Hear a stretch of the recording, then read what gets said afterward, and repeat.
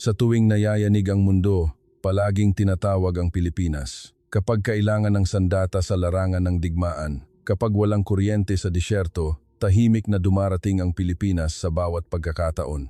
Ngunit ngayon, sumiklab ang pinakamalaking sunog, ang Kipot ng Hormuz.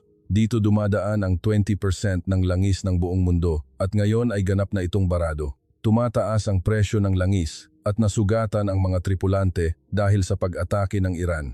Umatras na ang Amerika. Hindi na kayang magbigay ng proteksyon.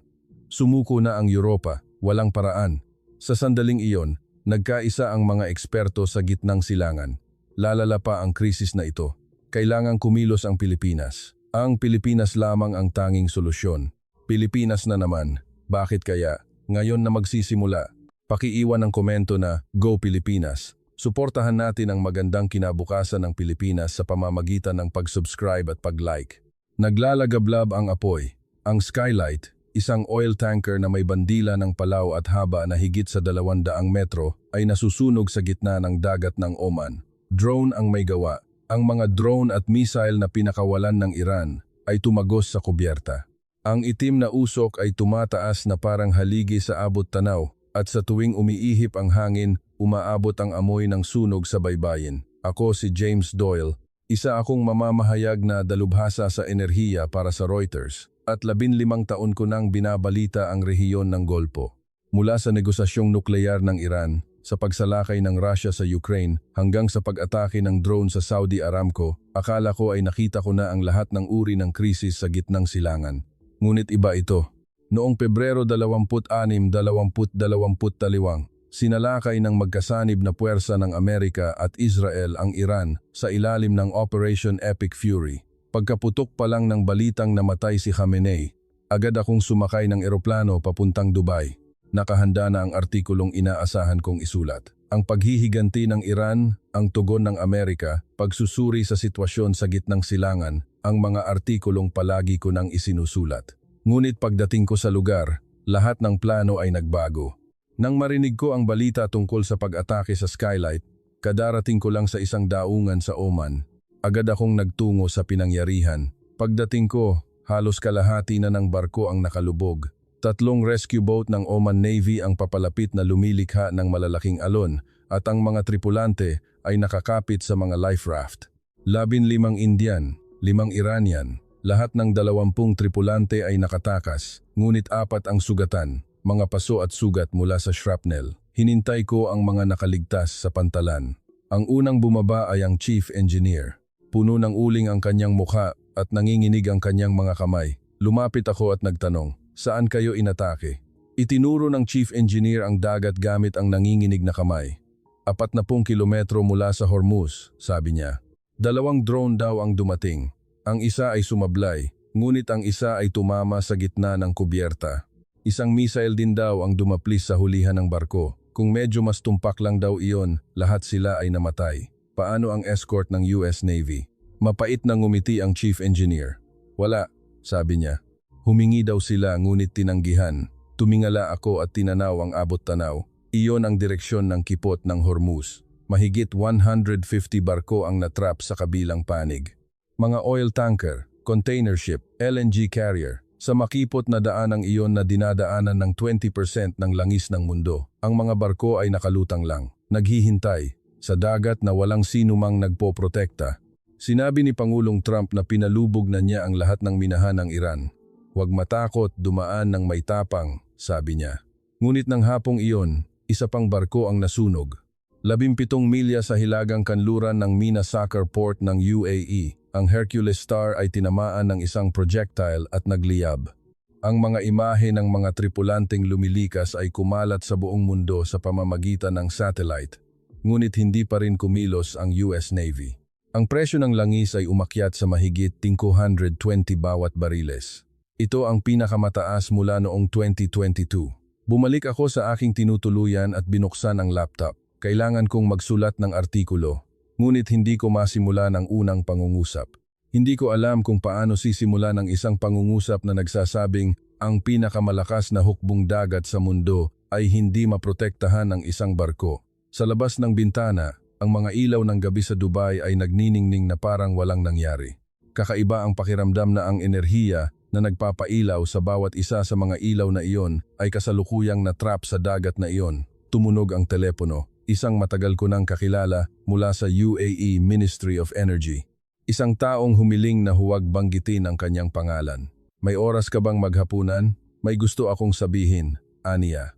Magkaharap kaming nakaupo sa lobby ng isang hotel sa Muscat at iba ang kanyang mukha kaysa dati. Lumingon muna siya sa paligid bago magsalita. Binuksan ko ang aking recorder. Ano ang masasabi mo sa kasalukuyang sitwasyon? Pinakamalala, sabi niya. Binomba ni Trump ang Iran, ngunit lalo lang daw nagsikip ang Hormuz. Ang US Navy ay tumatangging mag-escort at kinokontrol ng Iran ang dagat gamit ang mga mina at drone. May solusyon ba? Nag-alinlangan sandali ang opisyal at pagkatapos ay bumigkas siya ng isang salita. Pilipinas. Itinigil ko ang aking panulat. Napatawa ako. Pinigilan ko ito, ngunit umangat ang gilid ng aking bibig. Ang Pilipinas? Lulutasin ng Pilipinas ang krisis sa gitnang silangan? Seryoso ang ekspresyon ng opisyal. Hindi ito biro, sabi niya. Ito ay isang panukalang sineseryoso na pinag-uusapan. Pinatay ko ang recorder at lumabas ng hotel. Dumampi sa akin ang init ng disyerto. Ang salitang iyon ay umikot-ikot sa aking isipan. Binuksan ko ang aking laptop. Naghanap ako para sa susunod na lugar na pupuntahan, ngunit huminto ang aking mga daliri. Sa halip, ibang bagay ang aking tinipa sa search bar. Pilipinas. Pinindot ko ang enter. Lumabas ang mga resulta ng paghahanap. May mga artikulo tungkol sa kung paano nag-supply ang Pilipinas sa UAE ng isang advanced na coastal defense system. Nakita ko rin ang mga proyekto sa pagtatayo ng mga planta ng desalination at infrastruktura. Nag-scroll ako pababa. Interesante, ngunit hindi ko maintindihan kung ano ang kaugnayan nito sa krisis sa Hormuz. Nang isasara ko na sana ang aking laptop, tumunog ang telepono mula sa headquarters ng Reuters. Ang editor ko, James, nasaan ka? Nasa Oman ako. Pumunta ka agad sa Hormuz.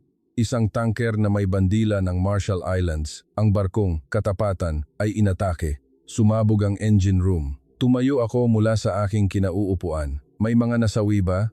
Isa ang patay. Ang iba ay nakatakas gamit ang lifeboats. Ibinaba ko ang telepono at agad na kumilos. Kinaumagahan, nakasakay na ako sa isang rescue boat ng Oman Navy. Ang aming patutunguhan ay 30 kilometro sa hilaga ng kipot ng Hormuz. Ang Katapatan ay isang cargo vessel na may haba na 170 metro. Pagdating namin sa lugar, ang barko ay nakatagilid na. Palutang-lutang ito na may patay na makina. Unang umakyat ang Oman Navy. Sumunod ako sa kanila sa hagdan. Tumuntong ako sa kubyerta. Matapang ang amoy ng langis. May mga itim na likido na naipon sa sahig. Sumenyas ang isang opisyal ng hukbong dagat. Ito ang hagdanan pababa sa engine room. Isinuot ko ang aking helmet at sumunod. Bumukas ang pinto ng engine room. Malinaw ang mga bakas ng pagsabog. Ang mga pader ay nasunog at itim, at ang mga tubo ay baluktot. May isang telang nakatakip sa isang sulok. Hindi ako lumapit. Alam ko kung ano ang nasa ilalim nito. Sinabi ng opisyal na isang Pilipinong engineer iyon, 32 anyos, namatay daw kaagad pagkatapos ng pagsabog. Paano ito sumabog? Itinuro ng opisyal ang kisame. May butas. Mga 50 sentimetro ang diametro. Misil, sabi niya. Tumagos daw ito sa kubyerta hanggang sa engine room. Isinulat ko ito sa aking kuwaderno. Nanginginig ang aking mga kamay. Paano ang ibang tripulante? Nakatakas sila gamit ang mga lifeboat. Lahat ng 23, aniya. Sila ay sinagip ng Oman Navy. Lumabas ako ng engine room. Umakyat ako sa kubyerta at tumingin sa dagat. Walang laman ang abot tanaw.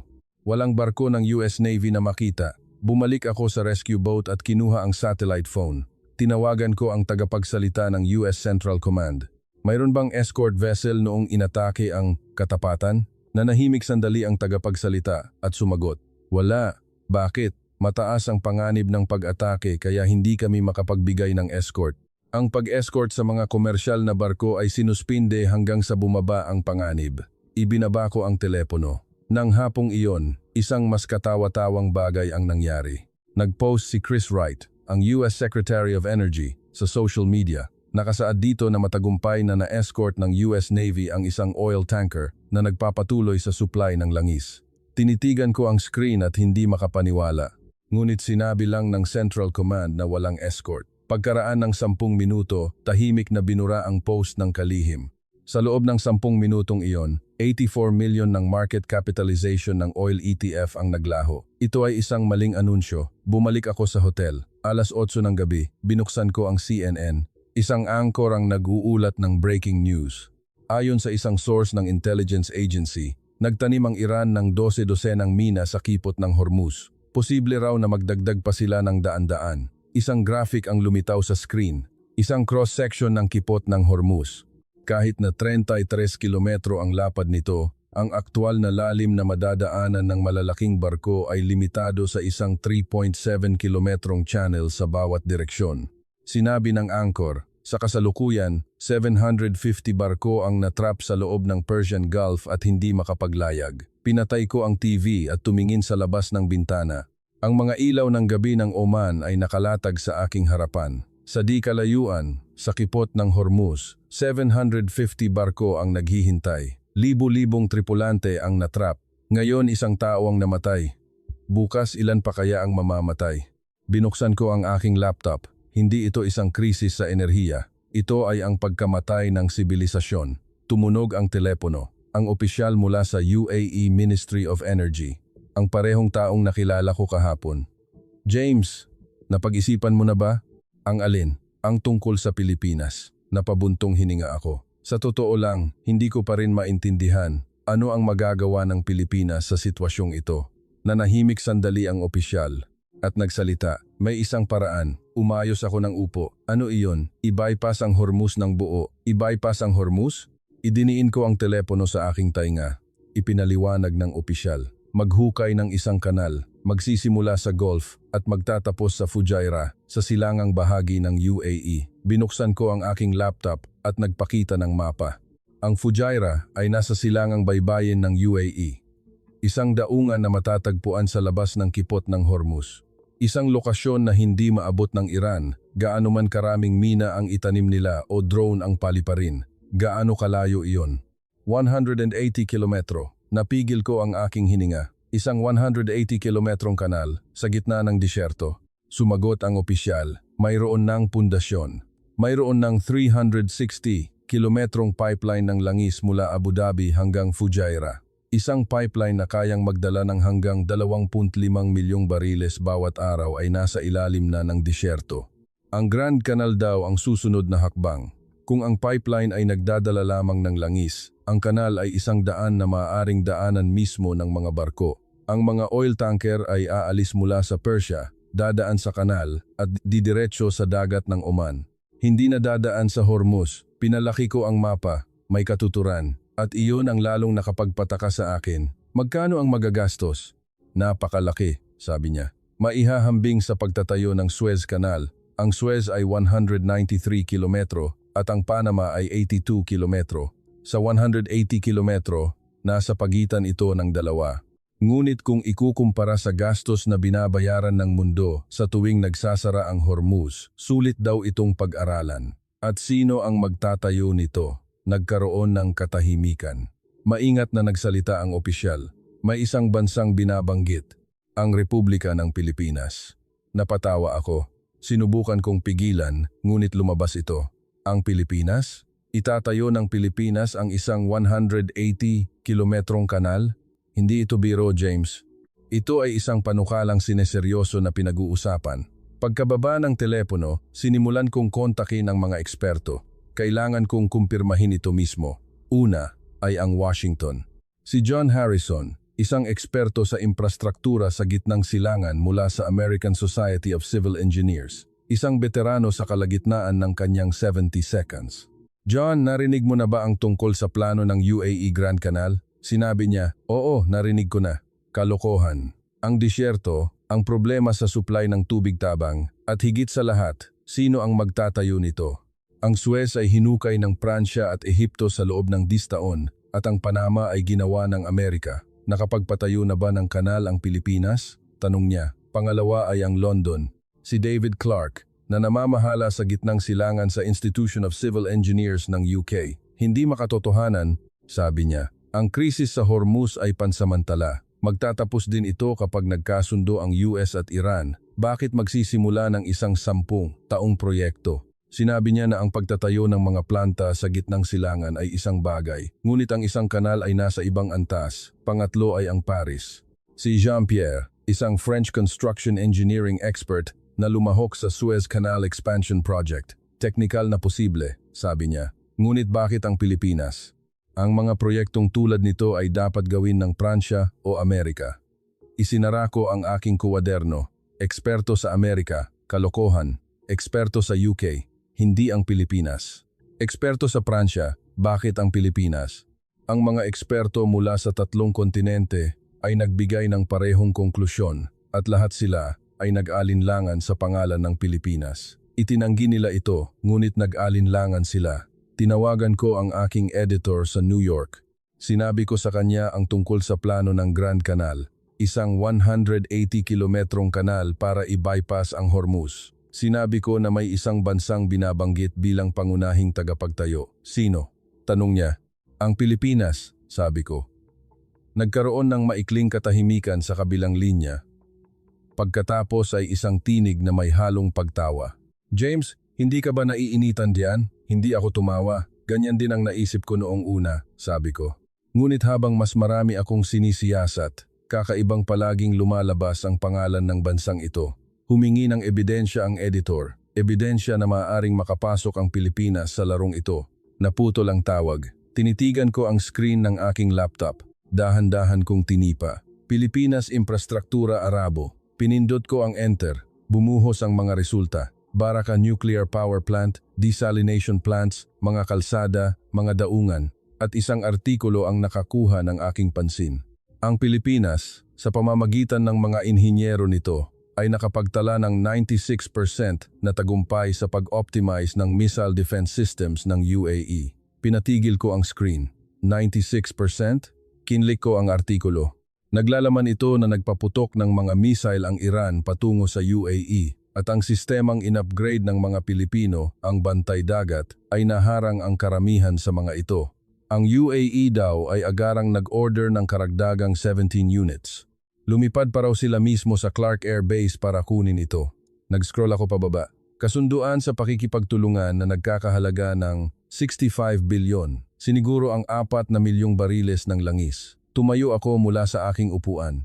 Naiintindihan ko ang defense. Narinig ko na magaling gumawa ng mga armas ang Pilipinas, ngunit isang kanal, tumingin ako sa labas ng bintana. Ang kalangitan ng gabi sa Oman, puno ng mga bituin. Sa di kalayuan sa Hormuz, mahigit 150 barko ang naghihintay. Umatras ang Amerika, at sinabi ng Europa na wala silang magagawa. Ngunit tinatawag ng UAE ang Pilipinas. Bakit? Isinara ko ang aking laptop at naghanap ng flight, ang unang flight kinaumagahan. Destinasyon, Abu Dhabi.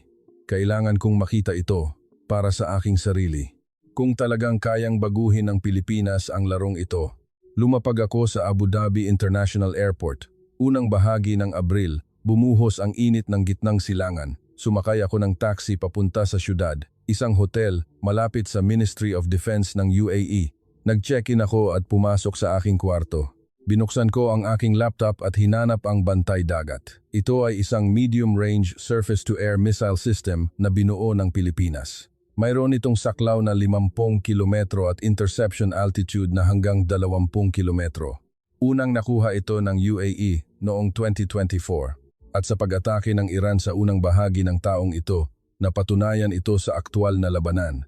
Tiningnan ko ang petsa, Pebrero 15, 2029. Nagpakawala ang Iran ng 12 ballistic missiles patungo sa UAE, isang ganting salakay.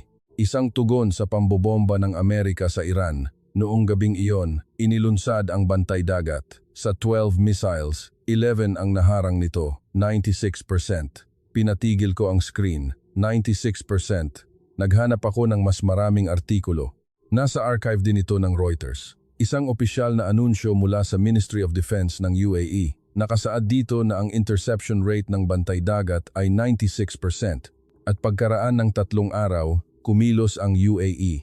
Humiling sila ng karagdagang units mula sa Pilipinas. Di sa Gen units, agad-agad. Ang isang proseso na karaniwang tumatagal ng ilang buwan ay pinaikli sa isang linggo. Isang transport plane ng UAE Air Force ang direktang lumipad patungong Clark Air Base. Dinala nito ang 17 bantay dagat units at 30 missiles. Tinakpan ko ang aking mukha ng aking mga kamay. Hindi ito simpleng bentahan ng armas. Kinaumagahan, nagtungo ako sa aming tagpuan. Ang punong tanggapan ng UAE Ministry of Energy. Naghihintay sa akin ang opisyal sa lobby. "James, dumating ka na." Nakipagkamay ako. Gusto kong magtanong tungkol sa bantay dagat. Tumango ang opisyal at dinala niya ako sa elevator. Umakyat kami sa 12th floor. Isang conference room. May malaking screen sa pader. Pinindot ng opisyal ang isang remote control. Isang video ang lumabas sa screen. Ang kalangitan sa gabi. Sa itaas ng Abu Dhabi. Ang petsa ay ipinakita. Pebrero 10, 2020 tasos 11:43 p.m. Mula sa kaliwang bahagi ng screen, isang ilaw ang pumailan lang, ang bantay dagat. At mula sa kanang itaas na bahagi ng screen, isa pang ilaw ang bumabagsak, ang missile ng Iran. Nagbanggaan ang dalawang ilaw. Isang liwanag ang sumabog. Ang kalangitan ay pansamantalang naging puti, walang maririnig na pagsabog. Ang video ay walang tunog, ngunit ramdam ko ito. Sinabi ng opisyal, iyan ang unang interception. Nangyari iyon ng 11 beses pa noong gabing iyon. Tinitigan ko ang screen. Ano ang nangyari sa isang natira? Bumagsak ito sa disyerto, walang nasaktan. Isinulat ko sa aking kuwaderno, 11 sa 12 missiles ang naharang, 96%. Pinatay ng opisyal ang screen at tumingin sa akin. "James, alam mo ba kung bakit kami nagtitiwala sa Pilipinas?" Itinigil ko ang aking panulat. Bakit? Noong gabing iyon, 3 milyong mamamayan ng Abu Dhabi ang natutulog. Pinrotektahan sila ng Pilipinas. Hindi ako nakapagsalita. Nagpatuloy ang opisyal. Mayroon din kaming American Patriots. Ngunit pinili namin ang bantay dagat. Mas maganda ang performance at tinupad ng Pilipinas ang kanilang pangako. Pangako, ang delivery date. Inihatid ito sa loob ng 18 buwan pagkatapos ng kontrata. Sinabi ng Amerika na aabutin ito ng 30 buwan. Tumango ako. At ang karagdagang order, ngumiti ang opisyal. Ang aming Air Force plane ay lumipad patungong Clark. Kinuha namin ito mismo, sa loob ng 3 araw. 3 araw? Oo. Ginagawa ng Pilipinas na posible ang imposible. Huminga ako ng malalim. Ano ang tungkol sa 65 bilyong partnership? Tumingin ang opisyal sa labas ng bintana. Hindi lang ito tungkol sa defense. Ito ay tungkol sa enerhiya, infrastruktura, teknolohiya. Ang Pilipinas ay aming partner. Narinig ko rin ang tungkol sa 4 na milyong bariles ng langis. Tumingin pabalik ang opisyal. Tama. Nagsupply kami ng langis sa Pilipinas bilang bayad sa bantay dagat. Isang swap deal, tumango ang opisyal. Nagbibigayan kami ng kailangan namin. Kailangan namin ng seguridad at kailangan ng Pilipinas ng enerhiya. Isinara ko ang aking kuwaderno. Pinoprotektahan na pala ng Pilipinas ang UAE gamit ang mga missile, mga planta ng kuryente, at tiwala. Lumabas kami ng conference room at sumakay ng elevator. Sumama sa akin ang opisyal pababa. "James, ang gusto mong itanong ay tungkol sa kanal, hindi ba?" Tumingala ako. Tama. Sinabi ng opisyal, ang kanal ay mas malaki kaysa sa bantay dagat, ngunit ang esensya ay pareho. Anong ibig mong sabihin? Tiwala. Nagtitiwala kami sa Pilipinas. Natutuparin nila ang kanilang pangako. Lumabas ako sa lobby. Sumakay ako ng taxi pabalik sa hotel. Pumasok ako sa aking kuwarto at tumingin sa labas ng bintana. Ang skyline ng Abu Dhabi ay nakalatag sa aking harapan. Sa isang lugar doon, nakadeploy ang bantay dagat. Binabantayan ang kalangitan sa gabi. Binuksan ko ang aking laptop. Bantay dagat. 96% interception rate. 17 units na agarang inihatid sa loob ng 3 araw. 65 bilyong partnership. Narito na ang Pilipinas. Ngunit nanatili ang tanong. Naiintindihan ko ang defense. Nakumpirma ko na magaling gumawa ng armas ang Pilipinas. Ngunit isang kanal. Hindi ba't ang paghukay sa 180 kilometrong disyerto ay ibang-iba sa paggawa ng missile? Pagbalik sa aking kuwarto, binuksan ko ang aking laptop. Tinipa ko sa search bar. Pilipinas, UAE planta ng kuryente. Lumabas ang mga resulta. Baraka. Ang Baraka Nuclear Power Plant ay matatagpuan 270 kilometro sa kanluran ng Abu Dhabi, sa gitna ng disyerto. Nagmaneho ako ng isang rental car papunta doon. 2 oras sa highway. Puro buhangin ang paligid. Ang abot tanaw ay tigang. Ngunit sa di kalayuan, may nakita ako. Mga puting dome, 4 na magkakatabi. Ang Baraka Power Plant. Itinigil ko ang kotse at bumaba. Umihip ang hangin ng disyerto. Tumama ang buhangin sa aking mukha. Isinuot ko ang aking salaming pang-araw at tiningnan ang planta. Ang tanging nuclear power plant ng UAE. Ang una rin sa mundo ng mga Arabo. Sino ang nagtayo nito? Pilipinas. Isang konsorsyum ng mga kumpanyang Pilipino sa pangunguna ng San Miguel Corporation at Ayala Corporation ang nagtayo nito. Nilagdaan ang kontrata noong 2009. Ang kabuuang halaga ng proyekto ay 20 bilyon. Ang unang unit ay nagsimulang gumana noong 2020. Ngayon, lahat ng 4 na unit ay tumatakbo. Nagbibigay ito ng isang kapat ng kabuuang kuryente ng UAE. Pumasok ako sa visitor center. Nakipag-ugnayan na ang UAE Ministry of Energy. Naghihintay sa akin ang isang opisyal ng site, isang lalaking nagngangalang Farid. Isang inhinyero mula sa UAE sa kalagitnaan ng kanyang 40 seconds. Welcome James, nakipagkamay ako. Inabutan ako ni Farid ng isang hard hat, kumuha din ako ng isa. Sumakay kami ng kotse papasok sa compound ng planta. Mula sa malapitan, napakalaki nito. Ang bawat unit ay may taas na hindi bababa sa 60 metro. Sinabi ni Farid, itinayo ito ng mga Pilipino sa loob ng 10 taon. Napalingon ako, 10 taon? Oo. Ang groundbreaking ay noong 2012 at ang huling unit ay nagsimulang gumana noong 2021. Tumingin ako sa labas ng bintana ng kotse. 4 na nuclear power plant sa gitna ng disyerto sa loob ng 10 taon. Tumango si Farid. Noong una, sinabi ng lahat na imposible. Masyadong mainit ang disyerto, walang tubig at kulang sa lakas paggawa. Ngunit itinayo nila ito. Ngumiti si Farid. Dumating ang mga Pilipino at nangako sila. Natatapusin nila ito sa loob ng 10 taon. Tinupad ba nila? Itinuro ni Farid ang planta. Ayan, hindi ba? Isinulat ko ito sa aking kuwaderno. Bumaba kami sa kotse at pumasok sa loob ng planta, ang control room. Punong-puno ng mga screen ang pader. Ang mga inhinyero ay nakaupo sa kanilang mga pwesto, nakatingin sa mga monitor. Ipinaliwanag ni Farid. Sa ngayon, lahat ng 4 na unit ay tumatakbo sa full power. Gumagawa ito ng kabuuang 5,600 megawatts. Paano ang carbon emissions? 0, dahil nuclear power plant ito. Tiningnan ko ang screen. Ang mga numero ay gumagalaw. Real-time power output. Sinabi ni Farid, salamat sa Pilipinas. Isang hakbang na mas malapit ang UAE sa carbon neutrality. Paglabas sa control room, sumakay ulit kami ng kotse. Ang susunod na destinasyon ay ang desalination plant. 30 kilometro mula sa power plant. Pagdating namin, tirik na ang araw. Bumuhos ang init ng disyerto. Bumaba si Farid sa kotse. Sumunod ako sa aking harapan. Isang malaking pasilidad ang nakalatag, ang desalination plant.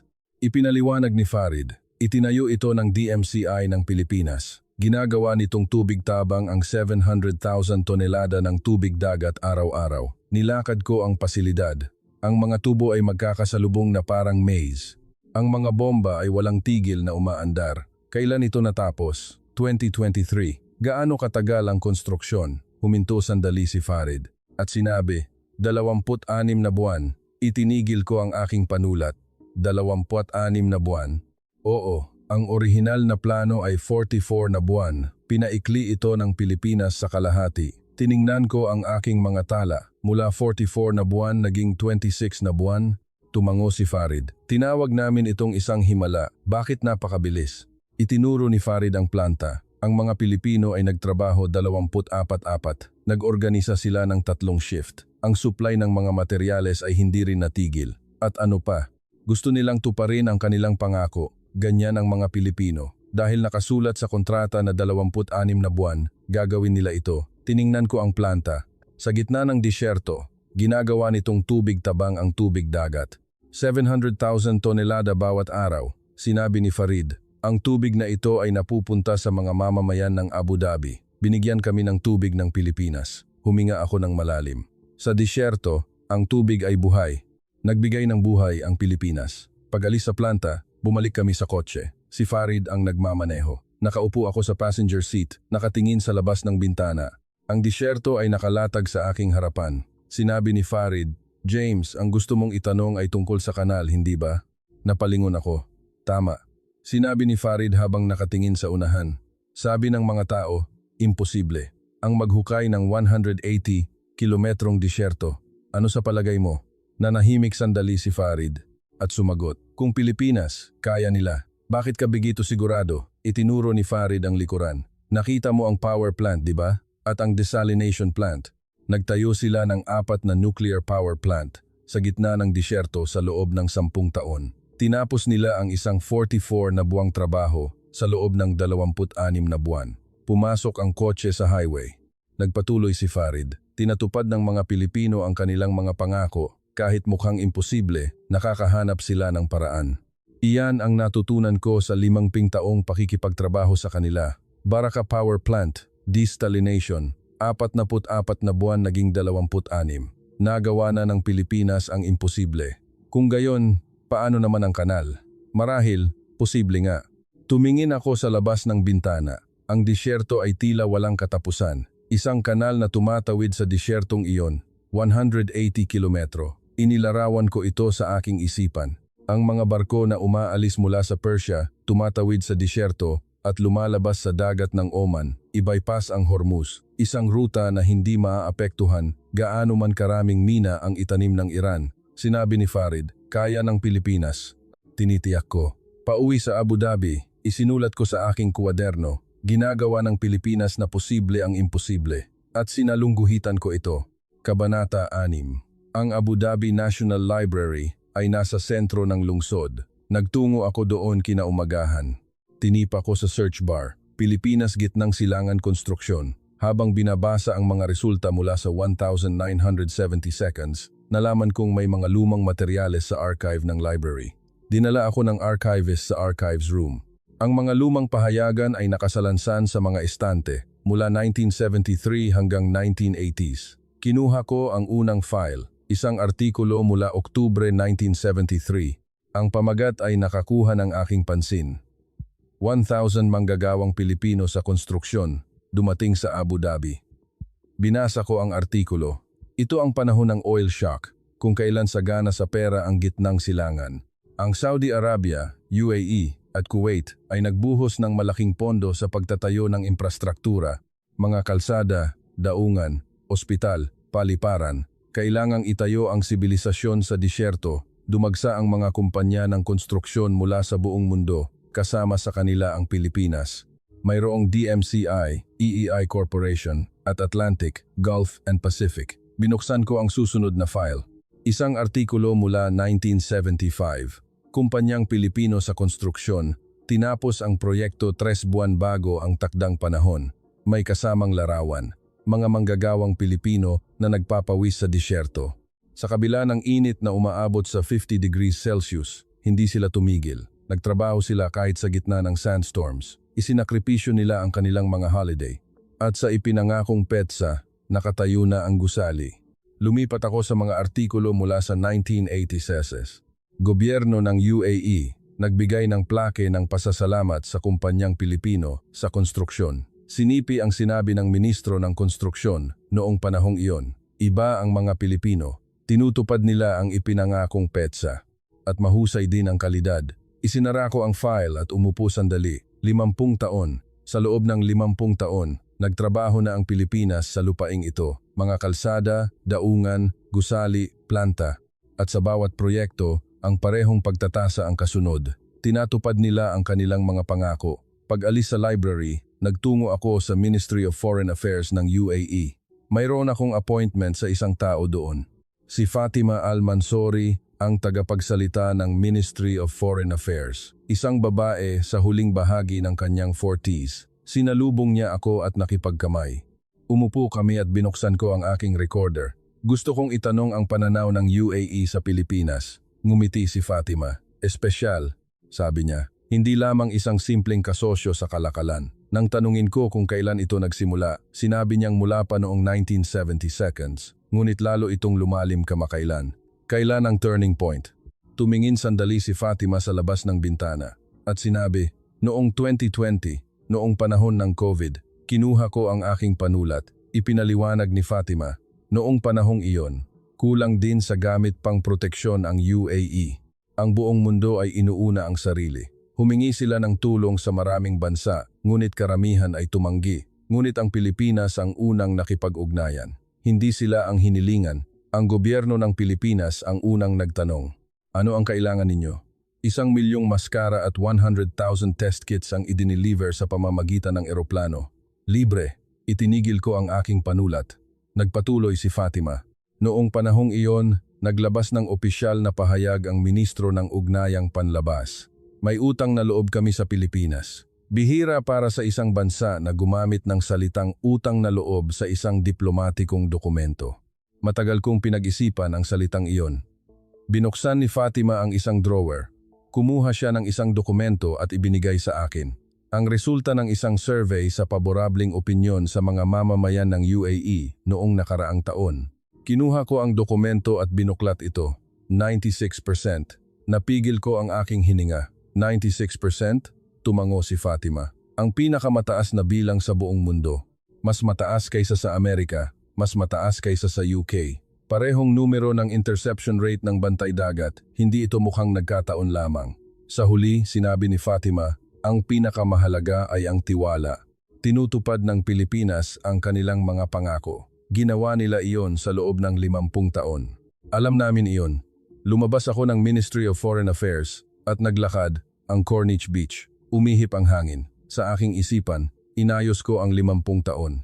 Ang pawis sa disyerto noong 1970s. Ang mga gabing isinakripisyo ang mga holiday, ang unang kamay na nag-abot ng tulong noong COVID, ang himala ng pagpapaikli ng 44 na buwan sa 26, ang 96% na interception rate at ang libang 65 bilyong partnership. Hindi ito magkakahiwalay na mga pangyayari. Ito ay mga bagay na naipon sa loob ng 50 taon. Ang tiwala ay hindi nabubuo sa isang pirasong kontrata. Nabuo ito sa pamamagitan ng pawis na pumatak sa disyerto, sa mga gabing isinakripisyo ang mga holiday, sa isang maskara na unang iniabot. Tinanong ni John Harrison ng Washington, nakapagpatayo na ba ng kanal ang Pilipinas? Maling tanong. Ang mahalaga ay hindi kung nakapagpatayo na sila ng kanal. Ang mahalaga ay kung sino ang pinagkakatiwalaan ng UAE. Ang bansang kasama nila sa loob ng 50 taon o isang bagong mukha na may dalang mga plano. Umupo ako sa isang bangko at binuklat ang aking kuwaderno. At dahan-dahan kong isinulat. Ang tiwala ay hindi nabubuo sa isang gabi. Pagbalik sa aking kwarto, inayos ko ang aking schedule para bukas. Fujairah, ang dulo ng Grand Canal.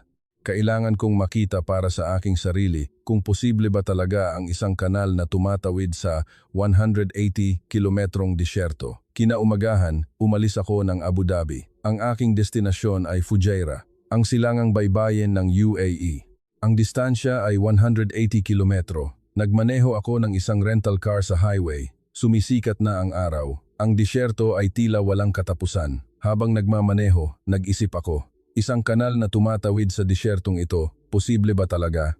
Pagkatapos ng halos 1 oras na pagmamaneho, may nakita ako sa tabi ng kalsada, isang tubo. Itinigil ko ang kotse. Bumaba ako at lumapit. Isang pipeline ng langis. Ang diametro nito ay halos 1 metro. Kumikinang ito sa kulay pilak. Ang Abu Dhabi Fujairah Pipeline. Isang tubo na tumatakbo ng 360 kilometro. Nagdadala ito ng 5 milyong bariles ng langis bawat araw. Hinawakan ko ang tubo, mainit. Ang langis ay dumadaloy sa loob. Mayroon ng umiiral na bypass. 100 papuntang Fujairah na hindi dumadaan sa Hormuz. Ang kanal ang susunod na hakbang. Para mismo ang mga barko ang makadaan. Bumalik ako sa kotse at nagpatuloy. Pagkatapos ng 2 oras, dumating ako sa Fujairah. Nakita ko ang dagat ng Oman, sa labas ng kipot ng Hormuz. Nagtungo ako sa daungan. Ang Fujairah port ay mas malaki kaysa sa inaasahan ko. Ang mga container crane ay nakahanay, ngunit wala itong laman. Halos walang barko. Pumunta ako sa Port Authority. Mayroon akong appointment sa isang opisyal. Isang lalaking nagngangalang Samir. Isang port manager sa unang bahagi ng kanyang 50 seconds. James, dumating ka na. Nakipagkamay ako. Itinuro ni Samir ang labas ng bintana. Tulad ng nakikita mo, tahimik. Dahil ba sa Hormuz? Tumango si Samir. Ang mga barko ay natrap sa loob ng Persian Gulf. Hindi sila makarating dito, pero may pipeline, hindi ba? Ngumiti si Samir. Tama, ang langis ay dumarating sa pamamagitan ng pipeline. Ngunit paano ang LNG, mga container, pangkalahatang kargamento? Kailangan nilang makarating. Kaya ang kanal, tumingin sa akin si Samir. Tama, kapag nabuksan ang kanal, magbabago ang lahat. Inilatag ni Samir ang isang mapa, magsisimula sa Gulf hanggang dito sa Fujairah, 180 kilometro. Kapag hinukay ang kanal, direktang makakadaan ang mga barko. Gaano kalapad? Hindi bababa sa 300 metro. Para makadaan ang malalaking oil tanker, gaano kalalim? Mahigit 20 metro, kinwenta ko. 180 kilometro ang haba, 300 metro ang lapad, 20 metro ang lalim. Napakalaking sukat, sinabi ni Samir. Ngunit hindi lang iyan. Ano pa? Tubig. Kinuha ko ang aking panulat. Ipinaliwanag ni Samir. Ang kanal ay nangangailangan ng tubig. Tubig tabang. Kung gagamitin ang tubig dagat, mamamatay ang lupa sa paligid dahil sa asin. Kung gayon paano? Desalination. Habang itinatayo ang kanal, sabay na magtatayo ng mga desalination plant. Isinulat ko ito sa aking kuwaderno. Nagpatuloy si Samir. At ang tubig tabang na iyon ay maaaring gamitin din sa agrikultura, pagtatayo ng mga bukid sa paligid ng kanal. Mga bukid? Tumango si Samir. Disyerto ito, ngunit kung may tubig, posible. Matagumpay nang nakapagtanim ng palay ang Pilipinas sa UAE, tulad ng alam ko iyon. Ang Philippine Rice Research Institute ay nagtanim ng palay sa disyerto ng UAE at nagtagumpay. Itinuro ni Samir ang mapa. Kanal, desalination, agrikultura, 3 bagay na magkakaugnay. Ito ang tunay na pananaw. Sino ang nagdisenyo nito? Huminto sandali si Samir at sumagot. Iminungkahi ito ng mga inhinyerong Pilipino. Ibinaba ko ang aking panulat. Pilipinas? Tumango si Samir. Hindi lang basta paghuhukay ng kanal ang kanilang mungkahi. Iminungkahi nilang iugnay ito sa desalination at agrikultura para maging ekonomikal. Huminga ako. Hindi sapat ang kanal lamang. Kapag bumalik sa normal ang Hormuz, maaaring maging walang silbi ito. Ngunit kung iuugnay ito sa desalination at agrikultura, iba na ang usapan. Ang kanal ay magiging isang lifeline. Lumabas ako ng Port Authority. Naglakad ako papunta sa dalampasigan. Ang dagat ng Oman ay nakalatag sa aking harapan. Ang mga alon ay humahampas at umaatras. Tiningnan ko ang dagat at nag-isip. Tinanggihan ng Amerika na mag-escort. Sinabi ng Europa na wala silang magagawa. Ang mga makapangyarihang bansa ay nagmamasid lamang sa harap ng Hormuz, ngunit iba ang Pilipinas. Tahimik silang kumikilos. Pinoprotektahan nila ang kalangitan gamit ang bantay dagat. Gumagawa sila ng kuryente gamit ang mga planta ng kuryente.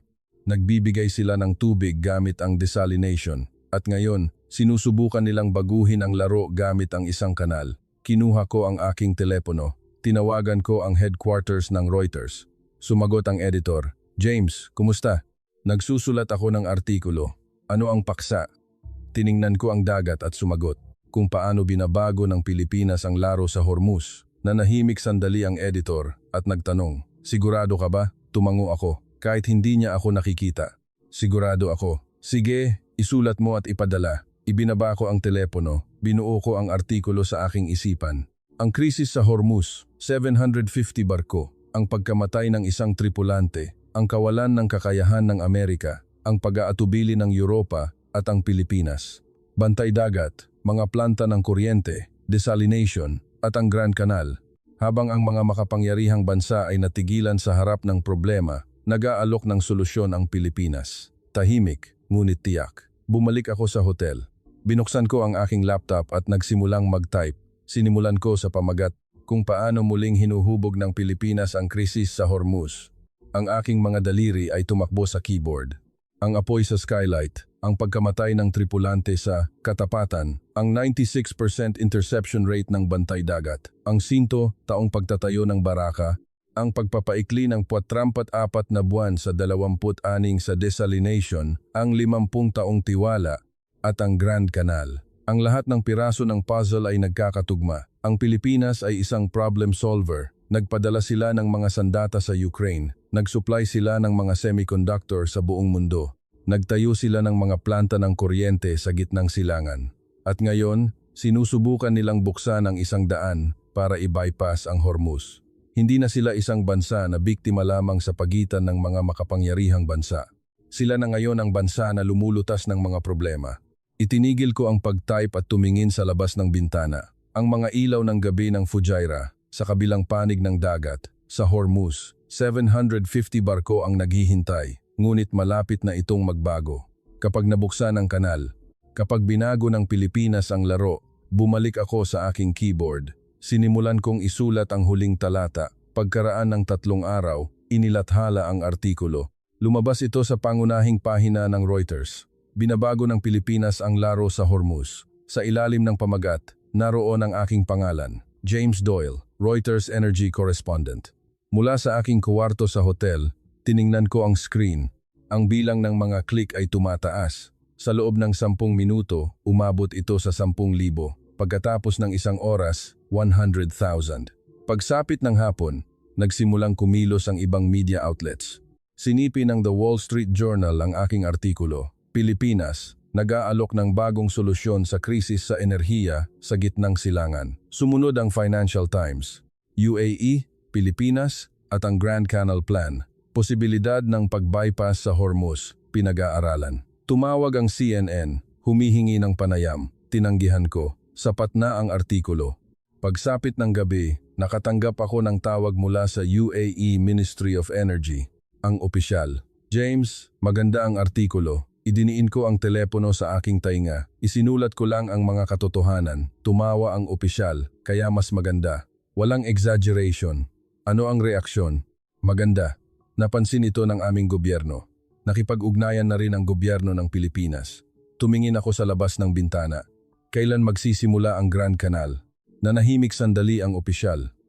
Hindi pa ito pinal, ngunit sineseryoso na ang mga talakayan. Pagkababa ng telepono, inimpake ko ang aking mga gamit. Kinaumagahan bumalik ako sa Oman. Kailangan kong pumunta sa kipot ng Hormuz.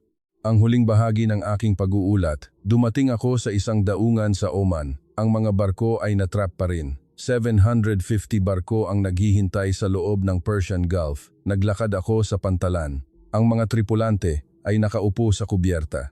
Ilang araw na silang hindi makapaglayag. Isang tripulante ang nakakita sa akin. Lumapit siya. Ikaw ang reporter, di ba? Tumango ako. Reuters, James Doyle. Nakipagkamay ang tripulante. Mula siya sa India. Nabasa ko ang artikulo mo tungkol sa Pilipinas. Hinawakan ko ang kanyang kamay. Ano sa palagay mo? Itinuro ng tripulante ang dagat. May pag-asa. Wala akong sinabi. Nagpatuloy ang tripulante. 20 araw na kami dito. Hindi kami makauwi. Ngunit kung mabubuksan ang kanal, magbabago ang lahat. Tumango ako. Matatagalan pa iyon. Ngumiti ang tripulante. Okay lang. Kung may pag-asa, makakapaghintay kami. Umalis ako sa pantalan at naglakad papunta sa dalampasigan. Ang mga alon ay humahampas at umaatras. Umupo ako at tiningnan ang dagat. 3 linggo na ang nakalipas. Nakita ko ang skylight na nasusunog. Sa engine room ng katapatan, namatay ang isang tripulante. Tinanggihan ng Amerika na mag-escort. Umatras ang buong mundo. Ngunit nariyan ang Pilipinas. Tahimik, ngunit tiyak na kumikilos. Pinoprotektahan nila ang kalangitan gamit ang bantay dagat. Gumagawa sila ng kuryente gamit ang mga planta ng kuryente. Nagbibigay sila ng tubig gamit ang desalination. At ngayon, sinusubukan nilang baguhin ang laro gamit ang isang kanal. Kinuha ko ang aking kuwaderno. Binuklat ko ang huling pahina. Kinuha ko ang aking panulat at isinulat. Ang mga katangian ng isang problem solver. Una, tiwala. Isang tiwala na binuo sa loob ng 50 taon. Pangalawa, kakayahan. Ang teknolohiya na ginagawang posible ang imposible. Pangatlo, pangako. Ang pagtupad sa sinabi. Nasa Pilipinas ang lahat ng 3 ito, kaya tinawag sila ng UAE. Kaya napansin sila ng mundo. Ibinaba ko ang aking panulat. Narinig ko ang tunog ng mga alon. Sa kabilang panig, sa Hormuz, 750 barko ang naghihintay. Ngunit malapit na itong magbago. Kapag nabuksan ang kanal, kapag binuksan ng Pilipinas ang daan, tumayo ako. Kailangan kong bumalik sa hotel. Kailangan kong sumakay ng eroplano bukas, pabalik sa London. Ngunit hindi dito nagtatapos ang kuwentong ito. Ito ay isang simula. Ang simula ng pagbabago ng laro ng Pilipinas sa gitnang silangan. Umalis ako sa dalampasigan. Hindi ako lumingon.